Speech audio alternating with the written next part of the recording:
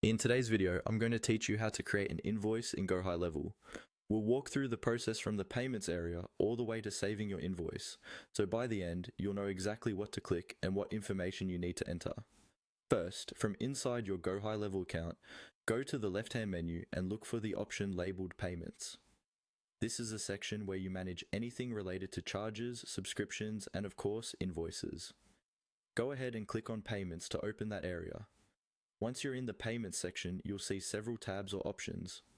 Look for the one that says Invoices and Estimates. This is where Go High Level keeps all your billing documents. Click on Invoices and Estimates to move into the invoicing screen. At the top right or near the header area, you should see a button labeled New. This is what you'll use to create a new item. Click on New and a small menu or drop-down will appear. From that menu, choose New Invoice.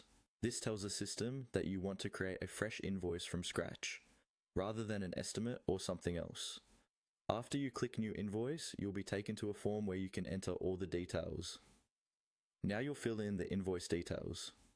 Start with the customer information. Choose the correct customer or client, and make sure their name and contact details are accurate. Then add the line items for what you're charging for. This might be products, services, packages, or fees. Enter clear descriptions, quantities, and prices so your client understands exactly what they're paying for.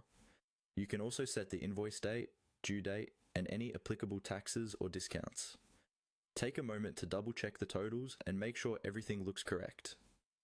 When you're done filling everything in, click on Save. Saving will create the invoice in the system and trigger any required checks. If you missed something important, like the customer name, Go High Level will alert you. If you see a message saying that the customer name is required, click on that message or the highlighted area it points to. This will take you directly to the field that needs attention. Select or enter the correct customer, confirm their details, and then save again. Once you've fixed any highlighted fields and clicked